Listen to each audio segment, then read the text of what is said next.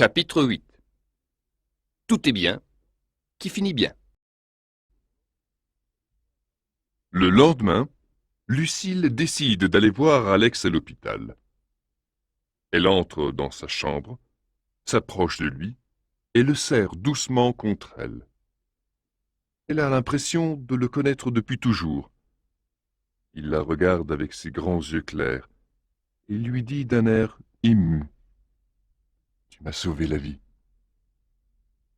Lucille veut répondre quelque chose, mais parfois il n'y a pas de mots pour exprimer certaines sensations.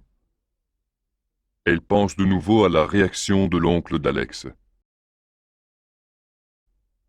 Mais Alex, pourquoi ton oncle agit comme ça avec toi? Il y a 2 jours, un incendie a brûlé une partie du bois. Je suis arrivé en avance à la maison ce jour-là. J'étais dans la grange pour y déposer mon vélo, lorsque j'ai vu par la fenêtre mon oncle, avec un bidon d'essence à la main et ses vêtements brûlés. Il était en compagnie de ces 2 hommes. Puis, l'un d'entre eux a dit: « Vous avez vu les flammes ?» J'ai tout observé de la grange. Mais j'ai fait une erreur. J'ai laissé ma guitare par terre. Mon oncle l'a vu et il a compris.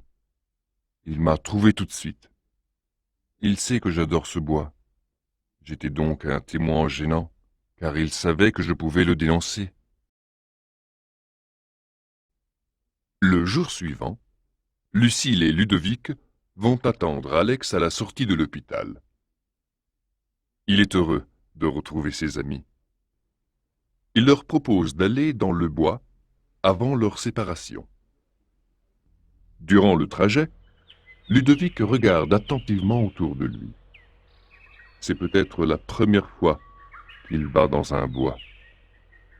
Arrivé près de la cachette d'Alex, Ludovic, l'air étonné, s'exclame: « Il y a vraiment quelque chose de magique ici. » Lucille et Alex éclatent de rire. Mais oui, Ludovic a raison. Dans cet endroit, il y a quelque chose de vraiment surnaturel. Assis confortablement dans la cachette, Alex commence à expliquer à Ludovic la vie de la nature. Il a pensé à remplir une gourde avec l'eau du ruisseau qui coule juste à côté. Enfin, il se raconte encore une fois leur rôle dans l'histoire. « Que vas-tu faire, Alex, maintenant? » demande Lucille, inquiète pour son ami. « Moi, je voudrais vivre tout seul. Mon oncle était rarement à la maison. J'ai appris à me débrouiller. » « Tu ne peux pas vivre tout seul, Alex. C'est illégal. Tu es mineur. » lui dit Ludovic.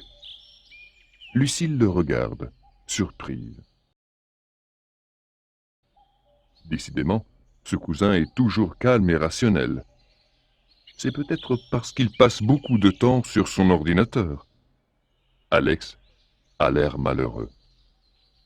Je sais, je dois habiter pendant quelques mois avec une dame. C'est une femme très gentille. Si on s'entend bien, peut-être que je resterai chez elle. L'essentiel pour moi, c'est de rester ici, dans mon village. « C'est joli ici. » dit Lucille. « Oui, c'est vraiment très joli. » confirme Ludovic. Lucille et Ludovic ont changé d'avis. Cet endroit leur semblait si ennuyeux avant cette aventure. Ils se dirigent finalement vers la maison. Ils se sentent tristes. C'est leur dernière soirée ensemble. Lucille et Ludovic doivent retourner en ville. On est samedi, et lundi, c'est la rentrée. Alex serre la main de Ludovic et embrasse tendrement Lucille. « On s'écrit et on se retrouve très bientôt. » Alex est déjà sur son vélo, mais il pédale lentement cette fois.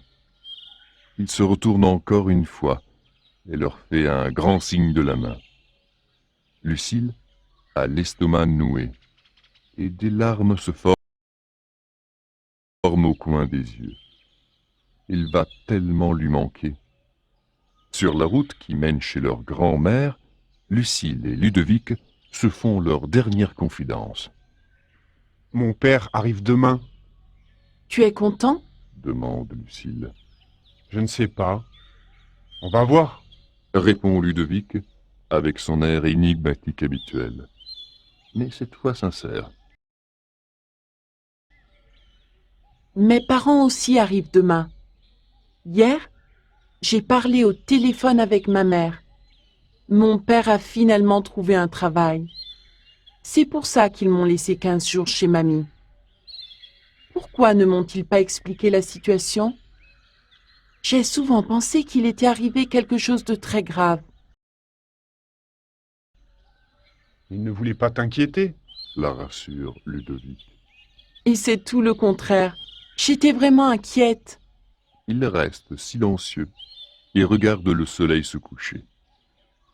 Il pense à ce lieu magique où il s'est passé tant de choses.